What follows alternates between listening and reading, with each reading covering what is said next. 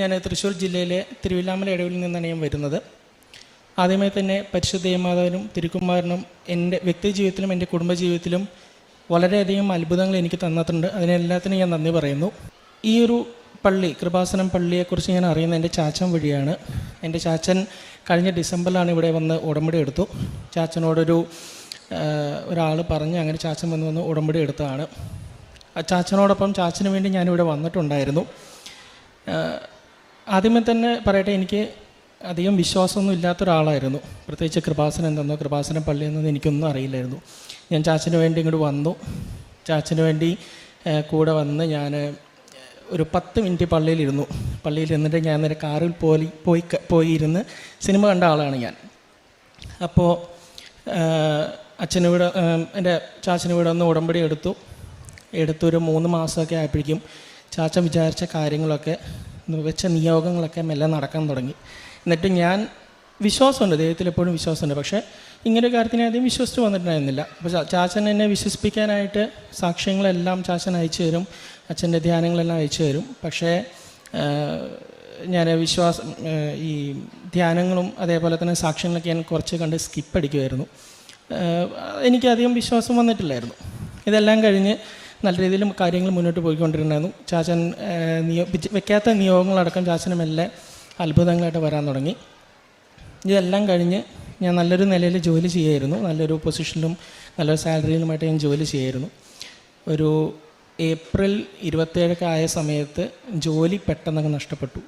അത് പെട്ടെന്നൊരു ലേ ഓഫിൽ വന്നു പോയതാണ്. ജോലി പെട്ടെന്നങ്ങ് നഷ്ടപ്പെട്ടു. എന്നെ സംബന്ധിച്ചിടത്തോളം ഞാനാണ് കുടുംബത്തിൻ്റെ ഏറ്റവും വലിയ ഒരു സോഴ്സ് എന്ന് പറയുന്നത്, ഇൻകം സോഴ്സ് എന്ന് പറയുന്നത്. പെട്ടെന്ന് നഷ്ടപ്പെട്ടു. ആകെ വിഷമമായി.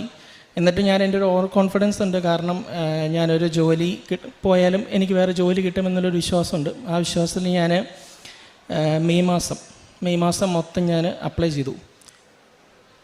ചെയ്യുന്നുണ്ട്. ജോലി വരുന്നുണ്ട്, ഇൻ്റർവ്യൂ നടക്കുന്നുണ്ട്. സെക്കൻഡ് റൗണ്ടിൽ ഫെയിലാവുകയാണ്. ലൈഫിൽ ആദ്യമായിട്ടാണ് എനിക്ക് ഇങ്ങനെ ഒരു അനുഭവം വരുന്നത്. ഇതിനു മുമ്പ് 2-3 കമ്പനികൾക്ക് മാറിയിട്ടുണ്ട്. നല്ല കമ്പനികളിൽ വർക്ക് ചെയ്തിട്ടുണ്ട്. അവിടെയൊക്കെ ഞാൻ ജോലി പോയി കഴിഞ്ഞാൽ എനിക്കൊരു 10-15 ദിവസങ്ങളിൽ കിട്ടുമായിരുന്നു. അത് ഭയങ്കര ആത്മവിശ്വാസം, ഭയങ്കര ഓവർ കോൺഫിഡൻസ് ഉണ്ട്. ആ ഒരു ഓവർ കോൺഫിഡൻസ് വെച്ചിട്ടാണ് ഞാൻ ഇതിന് അപ്ലൈ ചെയ്തത്. പക്ഷേ മെയ് മാസം ജോലിയില്ലാതെ അപ്ലൈ ചെയ്യുന്നുണ്ട്, വരുന്നുണ്ട്, പക്ഷേ ജോലി കിട്ടുന്നില്ല. അപ്പോൾ വളരെ വിഷമമായി. അപ്പോഴും ചാച്ചനോട് പറയുന്നുണ്ട്, നീ പോയി ഒന്ന് ഉടമ്പടി എടുക്കുക, അല്ലെങ്കിൽ അച്ഛൻ്റെ ധ്യാനങ്ങളൊന്ന് കാണും. എന്നാൽ ഞാൻ കുറച്ച് കാണും, സ്കിപ്പ് അടിക്കും. ഇതന്നെ ഞാൻ ചെയ്യുന്നില്ല. എനിക്ക് അതിന് വിശ്വാസം വന്നില്ല. ഇതെല്ലാം കഴിഞ്ഞ് മെയ് മാസം മൊത്തം കഴിഞ്ഞു. സാമ്പത്തികമായി അപ്പോഴും ബുദ്ധിമുട്ടുകളൊക്കെ വരാൻ തുടങ്ങി. കാരണം EMI കാര്യങ്ങളൊക്കെ ഉണ്ടായിരുന്നു. ഞാൻ ആയ കാലത്ത് നല്ല രീതിയിൽ ചെയ്ത കാര്യങ്ങളൊക്കെ EMI ഒക്കെ ആയിട്ട് വന്ന് അങ്ങനെ ഒരു ഡിപ്രഷനോട് വരേണ്ട അവസ്ഥയായി. ഇതെല്ലാം കഴിഞ്ഞ് ഞാൻ എന്ത് ചെയ്തു എന്ന് വെച്ച് കഴിഞ്ഞാൽ ഒരു മെയ് ലാസ്റ്റോടെ ആയപ്പോഴേക്കും ശരി ഞാൻ ഉടമ്പടി എടുക്കാം എന്ന് വിചാരിച്ച് ഞാൻ ഓൺലൈൻ ഉടമ്പടി എടുത്തു. ഓൺലൈൻ ഉടമ്പടി എടുത്ത് ഒരാഴ്ച കാത്തുനിന്ന് എനിക്ക് അപ്രൂവ്ഡ് ആയില്ല. അപ്പോൾ അതിൻ്റെ ഇടയ്ക്ക് ഒരു ദിവസം സ്വപ്നത്തിൽ ഞാൻ മാതാവിനെ കണ്ടു.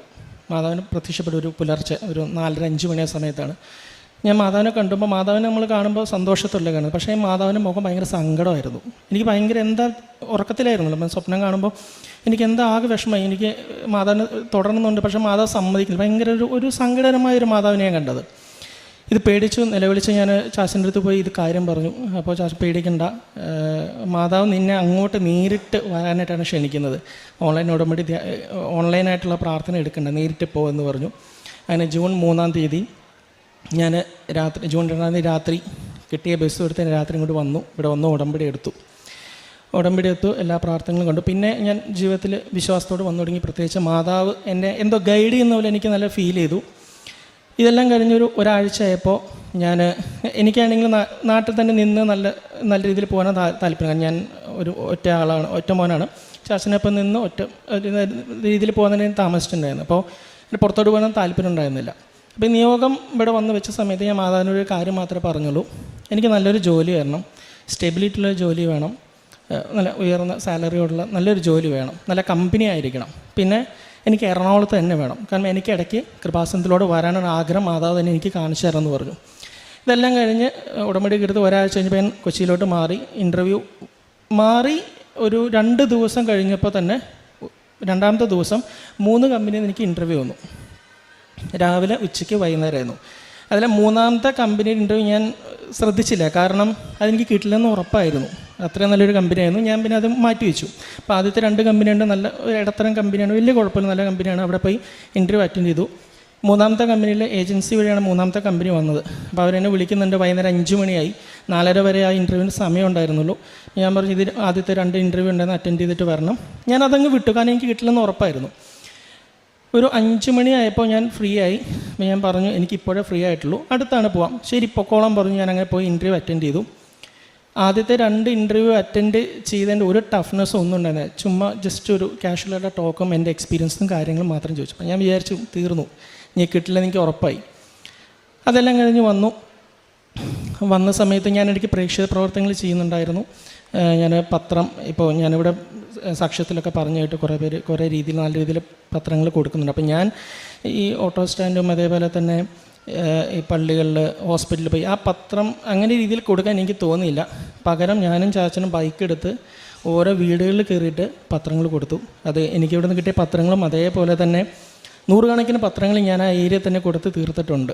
ഓരോ വീടുകൾ അക്രൈസ്തരെ തന്നെ ഞാൻ തിരഞ്ഞു പിടിച്ച് അവിടെ പോകുന്നു, വീട്ടിൽ പോയി പത്രം കൊടുക്കുന്നു. അവരോട് ചുമ്മാ പത്രം കൊടുക്കുന്നില്ല, കാര്യങ്ങൾ പറഞ്ഞ് എനിക്ക് ഇങ്ങനെ പള്ളിയെക്കുറിച്ച് എല്ലാ കാര്യങ്ങളെല്ലാം പറഞ്ഞ് ഞാൻ പത്രം വിവരിച്ചിട്ടാണ് ഈ ഓരോന്നും കൊടുക്കുന്നത്. ഇതും അതിൻ്റെ ഇടയ്ക്ക് പോകുന്നുണ്ടായിരുന്നു.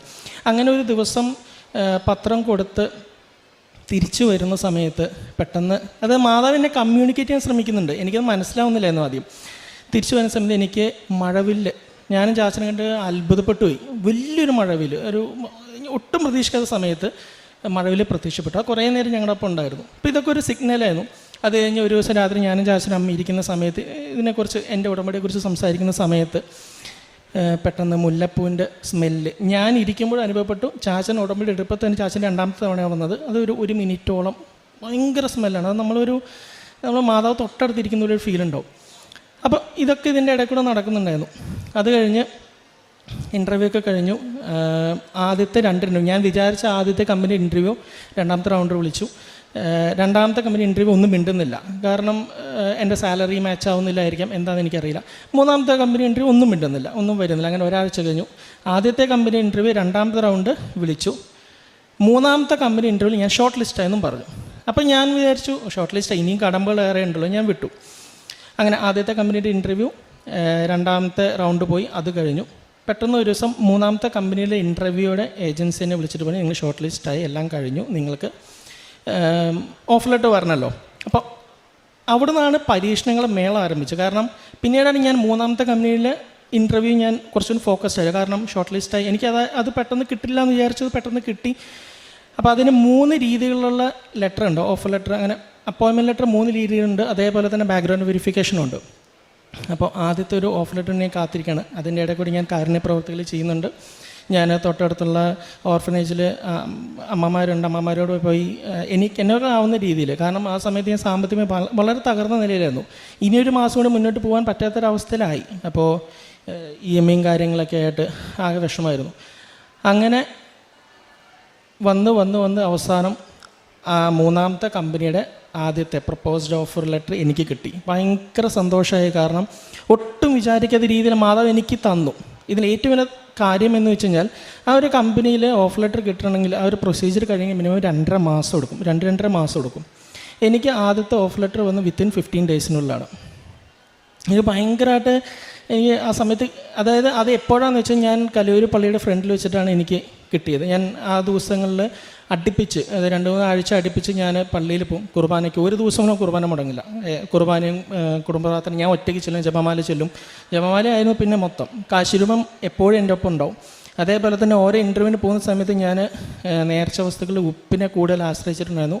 ഉപ്പ് ഇൻ്റർവ്യൂവിന് പോകുന്ന സമയത്ത് ഞാൻ ആരും ചവിട്ടാത്തൊരു സ്ഥലത്ത് ഞാൻ വെതറിയിടുമായിരുന്നു. ഈ പോയ 3 ഇൻ്റർവ്യൂവിലും ഇൻ്റർവ്യൂവർ ഇരിക്കുന്ന ആ ടേബിളെ കൊണ്ട് ഞാൻ വെതറുമായിരുന്നു. എനിക്ക് അത്രയും ഇതായിരുന്നു. അതേപോലെ തന്നെ ഈ വരുന്ന ഓരോ ഇൻ്റർവ്യൂവിലും റിപ്ലൈ അയക്കുന്ന മെയിലുകൾ ലാപ്ടോപ്പിലെടുത്ത് ഞാൻ ഉപ്പിനെ ആശ്രയിച്ചിട്ടുണ്ടായിരുന്നു ഭയങ്കരമായിട്ട്. ഇതെല്ലാം കഴിഞ്ഞ് ആദ്യത്തെ പ്രപ്പോസ്ഡ് ഓഫർ വന്നു, സന്തോഷം. പിന്നെ അവിടെ തന്നെ അനക്കുമില്ല. അപ്പോൾ ഇതിൻ്റെ ഒരു പ്രൊസീജിയർ എന്ന് പറയുന്നത് എനിക്കറിയാം ഒരു 2-2.5 മാസം എടുക്കും. ആ 2.5 മാസം പോകാനായിട്ടുള്ള സാമ്പത്തിക മൈൻഡിൽ ഒന്നുമില്ല. ഞാൻ എന്താ ചെയ്യണമെന്ന് ആലോചിച്ചു. അങ്ങനെ ഞാൻ ആ സമയത്ത് മാധവായിട്ട് ഭയങ്കര കണക്റ്റഡായി. ഞാൻ എന്ത് കാര്യങ്ങൾ മാധവനോട് ചോദിക്കും. അവസാനം ഞാൻ ചോദിച്ചു എന്താ ഇത് ഇങ്ങനെ എനിക്ക് മാത്രം വരാത്ത, ഭയങ്കരമായിട്ട് ലാഗായി പോകുന്നുണ്ടല്ലോ, എന്താ ഞാൻ ചെയ്യേണ്ടതെന്ന് ചോദിച്ചു. അപ്പോൾ മാതാവ് ചില സമയത്ത് എൻ്റെ അടുത്ത് പറയുന്നുണ്ട്, നീ പേടിക്കണേ, ഞാൻ നിന്നോട് കൂടെ ഉണ്ട് എന്ന് പറയുന്നുണ്ട്. പക്ഷേ മനുഷ്യനാണല്ലോ, നമ്മൾ പേടിച്ചിരിക്കും. കാരണം ആ ഒരു കമ്പനി മാത്രമാണ് ഞാൻ ഇൻ്റർവ്യൂ അറ്റൻഡ് ചെയ്തതിൽ കിട്ടിയ ഏറ്റവും നല്ലൊരു കമ്പനി. അങ്ങനെ ഒരു 15 ദിവസം ഞാൻ ഏജൻസി ഡെയിലി വിളിച്ചു ചോദിക്കും. അവരും പറയും മിഥുൻ വരും, പേടിക്കണ്ട, അത് വരും എന്ന് പറഞ്ഞു. ഒരു 15 ദിവസത്തിൽ വരും എന്ന് പറഞ്ഞു. ഒരു 10 ദിവസം കഴിഞ്ഞപ്പോഴേക്കും അടുത്തൊരു ഓഫർ ലെറ്റർ വന്നു. അതിൽ സാലറിയും കാര്യങ്ങളൊക്കെ ഉണ്ടായിരുന്നു. ഞാൻ ഒട്ടും പ്രതീക്ഷിക്കാത്ത സാലറി ആയിപ്പോയി. കാരണം അത് എന്നെ സംബന്ധിച്ചിടത്തോളം ഏറ്റവും വലിയ സാലറി ആണ് കേരളത്തിൽ കിട്ടുന്നത്. അങ്ങനെ അത് കിട്ടിക്കഴിഞ്ഞിട്ട് ഇനിയൊരു 10-20 ദിവസം കൂടി ഉണ്ട് അപ്പോയിൻമെൻറ്റ് ലെറ്റർ കിട്ടാനായിട്ട്. അത് സമയം എടുക്കുമെന്ന് പറഞ്ഞു. അപ്പോൾ ആ 20 ദിവസത്തേക്ക് ഞാൻ കഴിഞ്ഞു പോകണം. എൻ്റെ വീട്, കുടുംബക്കാർ എല്ലാവരും ഉണ്ട്. ഞാൻ ഇ എം ഐയുടെ ഡേറ്റൊക്കെ വരികയാണ്, എന്താ ചെയ്യണമെന്നൊരു പിടിയില്ല. അങ്ങനെ ജോലി കിട്ടി കഴിഞ്ഞാൽ ഇവൻ ആരോടും കടം വാങ്ങിച്ചിട്ട് അവന് കൊടുക്കാൻ പറ്റില്ല. ആ ഒരവസ്ഥയിലായി. അത്ഭുതം എന്ന് പറയട്ടെ, രണ്ടാമത്തെ ഓഫർ ലെറ്റർ കിട്ടി. 4 ദിവസത്തിന് എനിക്ക് അപ്പോയിൻമെൻറ്റ് ലെറ്റർ കിട്ടി. ഞാൻ ഞെടുങ്ങിപ്പോയി. കാരണം അങ്ങനെ കിട്ടില്ല. അപ്പോൾ ഞാൻ ഏജൻസിയെ വിളിച്ചപ്പോൾ അവർ പറഞ്ഞു, ഇത്രയും പെട്ടെന്ന് വന്നോ, ഇത് വരാൻ ചാൻസ് ഇല്ലല്ലോ എന്ന് ചോദിച്ചു. അപ്പോൾ ഞാൻ അയച്ചു കൊടുത്തു. അപ്പോൾ അവർ കണ്ട് ഞെട്ടിപ്പോൾ ഞാൻ വരില്ല. ഇതിനൊരു സ്റ്റോറിയുണ്ട്, ഞാൻ പറയാം. ഇതെല്ലാം കഴിഞ്ഞ് അപ്പോയിൻമെൻറ്റ് ലെറ്റർ കിട്ടി. ഈ കഴിഞ്ഞ ഓഗസ്റ്റിൽ ജോയിൻ ചെയ്യാൻ പറഞ്ഞിട്ടൊരു ഡേറ്റും വന്നു. അപ്പോൾ ഇത് കഴിഞ്ഞ് ബാക്ക്ഗ്രൗണ്ട് വെരിഫിക്കേഷൻ ഉണ്ട്, അതും അതിൻ്റെ സൈഡിൽ കൂടെ നടന്നുപോയി. എല്ലാം വളരെ കൃത്യമായിട്ട് മാതാവ് എനിക്ക് ഈ ജോലി, എനിക്ക് സാധാരണ ജോലി കിട്ടുന്ന പോലെ അല്ല. കാരണം ഞാൻ ഒട്ടും വിശ്വസിക്കാതെ എനിക്ക് മാതാവ് വഴിയാണ് ഓരോ ഗൈഡൻസും എനിക്ക് ആ ജോലി തന്നത്. അതും എറണാകുളത്ത് തന്നെ നല്ലൊരു കമ്പനിയിൽ നല്ലൊരു സ്റ്റെബിലിറ്റിയോട് കൂടിയ ജോലി, നല്ലൊരു ഉയർന്ന ശമ്പളത്തോടെ ജോലി എനിക്ക് കിട്ടി. ഇതെല്ലാം കഴിഞ്ഞിട്ട് ഞാൻ ഈ കഴിഞ്ഞ തിങ്കളാഴ്ച ജോയിൻ ചെയ്തു. ജോയിൻ ചെയ്തപ്പോൾ 2 ദിവസത്തിലാണ് ഞാൻ അറിയുന്നത് ഞാനായിരുന്നു അവിടുത്തെ ഏറ്റവും അവസാനത്തെ റിക്രൂട്ട്മെൻറ്റ്. അത് കഴിഞ്ഞ് അവർ ഫ്രീസ് ചെയ്ത് വെച്ചിരിക്കുകയാണ്. ഞാനാണ് ആ കമ്പനിയുടെ ഏറ്റവും അവസാനത്തെ റിക്രൂട്ട്മെൻറ്റ്. കാരണം ഞാൻ ജോയിൻ ചെയ്ത ബാച്ചിൽ ഞാൻ മാത്രമേ ഉള്ളൂ. ഇത് ഞാൻ അറിയുന്ന അവിടുത്തെ ട്രെയിനിങ് മാനേജർ വഴിയാണ് അറിയുന്നത്. കാരണം സാധാരണ അത്തരം ഒരു കമ്പനിയിൽ ഞാൻ വർക്ക് ചെയ്യുന്ന സമയത്ത് എങ്ങനെ പോയാലും ഒരു ബാച്ചിൽ മിനിമം 3-4 പേരുണ്ടാവും. അപ്പം ഞാൻ അത് വിശ്വസിച്ചില്ലത്. പിന്നീട് മിനിഞ്ഞാന്ന് ഞാൻ ഇങ്ങനെ കൺഫേം ചെയ്ത് മിനിഞ്ഞാന്നാണ് ബാക്കിയെല്ലാം ഫ്രീസ് ചെയ്ത് വെച്ചിരിക്കുകയാണ്. ഇനി 3-4 മാസം കഴിഞ്ഞിട്ട് അവർ റിക്രൂട്ട്മെൻറ്റ് എടുക്കുള്ളൂ. അപ്പോൾ ഒന്ന് ആലോചിച്ച് നോക്കിയാൽ മാതാവിൻ്റെ ജീവിതത്തിൽ എത്രത്തോളം അത്ഭുതങ്ങൾ തന്നിട്ടുണ്ടെന്നുള്ളത്. അപ്പോൾ ഞാനത് ആദ്യം ഇത് വിശ്വസിച്ചിട്ടുണ്ടായിരുന്നില്ല. ഇത് എന്നെ ഒരു ഗൈഡ് ചെയ്തിട്ടാണ് എന്നെ നടന്നുകൊണ്ടിട്ടുണ്ടായിരുന്നത്. ഞാൻ ആദ്യം വെച്ച നിയോഗങ്ങളിൽ ആദ്യം എനിക്ക് ചോദിച്ച നിയോഗം എനിക്ക് വിശ്വാസം വരണം എന്നുള്ളതാണ്. പ്രത്യേകിച്ച് മാതാവിന് ഇഷ്ടമാണ്. പക്ഷേ കൃപാസനം എന്നുള്ള പള്ളിയെക്കുറിച്ച് എനിക്ക് അറിയില്ലായിരുന്നു. അപ്പോൾ അതിൽ നിന്നും എൻ്റെ കുടുംബത്തെയും ദിവസം കുടുംബ പ്രാർത്ഥന ചൊല്ലുകയും ഞാൻ ജപമാല പിടിക്കുകയും ജപമാലയെ ചൊല്ലുകയും ഞാൻ കൃപാസന പള്ളിയെ പറ്റും എൻ്റെ അത്ഭുതത്തെ പറ്റി ഞാൻ എൻ്റെ ഫ്രണ്ട്സിനോട് പറഞ്ഞിട്ടുണ്ടായിരുന്നു. ഇപ്പം ആര് വിളിച്ചാലും അതേ പറയുള്ളൂ. അതേപോലെ തന്നെ ധ്യാനത്തിൽ കേൾക്കുമ്പോൾ ഞാൻ സ്റ്റാറ്റസ് ഇടുക, വചനങ്ങൾ സ്റ്റാറ്റസ് ഇടുക. കുറേ പേര് എന്ത് വെച്ചാൽ നീ എന്തൊരു മാറ്റമാണ് മാറിയിരിക്കുന്നത് എന്നുള്ളത്. ഇത് വലിയൊരു കാര്യമാണ് എന്നെ സംബന്ധിച്ചിടത്തോളം. അതേപോലെ തന്നെ ചെറിയ കുറേ അനുഗ്രഹങ്ങൾ എനിക്ക് നൽകിയിട്ടുണ്ട്. ഞാൻ ഇങ്ങനെയൊരു മനുഷ്യനായിരുന്നില്ല. ഞാൻ എൻ്റെ വളരെ ഒരു ദേഷ്യപ്പെടുന്ന ഒരു സ്വഭാവക്കാരായിരുന്നു. ഭയങ്കരമായിട്ട് 3 മാസം മാതാവാണ് എന്നെ മാറ്റിയെടുത്തത്. അതേപോലെ തന്നെ ഇനിയുള്ള ഇപ്പോൾ ഉടമ്പടി കാലഘട്ടത്തിലാണ് ഞാൻ പോകുന്നത്. കാരണം ജൂൺ 3 ഞാൻ ഉടമ്പടി എടുത്തു. കൃത്യം ജൂലൈ 2 ആ സമയത്തൊക്കെയാണ് എനിക്കിതെല്ലാം കിട്ടുന്നത്. അപ്പോൾ ഉടമ്പടി എടുത്ത് 2ാമത്തെ മാസത്തിനുള്ളിൽ തന്നെ എനിക്കിവിടെ വന്ന് സാക്ഷ്യം പറയാൻ പറ്റുമെന്ന് വിചാരിച്ചില്ല. കാരണം ആ ഒരു കാലഘട്ടത്തിൽ ഞാൻ ഇടയ്ക്ക് പള്ളിയിലോട്ട് വരും സമയം കിട്ടുമ്പോഴൊക്കെ. വന്ന് ഞാനിങ്ങനെ ചിന്തിക്കും, ഈ ഒരു സ്ഥലത്ത് വന്ന് എപ്പോഴും എനിക്ക് സാക്ഷ്യം പറയാൻ പറ്റുന്ന മാതാവ് എനിക്ക് 3 മാസം സാക്ഷ്യം പറയാൻ പറ്റുമോ എന്നുള്ളത്. പക്ഷേ മാതാവ് 3 മാസമൊന്നും എടുത്തില്ല. സമയ ചുരുക്കം എന്ന് പറയുന്നത് എനിക്ക് ആ വിശ്വാസം അപ്പം തന്നെ മാതാവ് കാണിച്ചു തന്നു. ഉടമ്പെടുത്ത് 2 മാസത്തിൽ എനിക്ക് ജോലി കിട്ടി. ജോലിയോടൊപ്പം തന്നെ കുടുംബം വളരെയധികം മാറിപ്പോയി. അതേപോലെ തന്നെ എന്നെ മൊത്തത്തിൽ എൻ്റെ സ്വഭാവമായിക്കട്ടെ എന്തോ ആയിക്കട്ടെ എല്ലാം മൊത്തത്തിൽ മാറ്റിയെടുത്തു. അതിൻ്റെ ഒപ്പം തന്നെ കാരുണ്യപ്രവൃത്തികളെല്ലാം ചെയ്യുന്നുണ്ട്. പ്രധാനമായിട്ട് എനിക്ക് എൻ്റെ ജീവിതത്തിൽ സംഭവിച്ചതെന്ന് വെച്ച് കഴിഞ്ഞാൽ ഈ ഒരു 3 മാസം എന്നെ സംബന്ധിച്ചിടത്തോളം കയ്യിലൊന്നുമില്ല, പൈസ ഇല്ല, വളരെ പ്രശ്നങ്ങൾ, എന്താ ചെയ്യുന്നത് പിടിയില്ല. പക്ഷേ എനിക്കൊരു ധൈര്യം മാതാവ് തന്നിട്ടുണ്ടായിരുന്നു. ആ ധൈര്യം ഈ നിമിഷം വരെ ഉണ്ട്. ജോലി കിട്ടുമ്പോൾ ഉള്ള ധൈര്യം, ജോലിക്ക് മുമ്പുള്ള പ്രശ്നങ്ങൾ, അല്ലെങ്കിൽ ഈ 3 മാസം ഞാൻ കടന്നുപോയ സാഹചര്യങ്ങൾ, അത് എനിക്ക് ഈ ഒരു മൈക്കിലൂടെ വിവരിക്കാൻ പറ്റില്ല.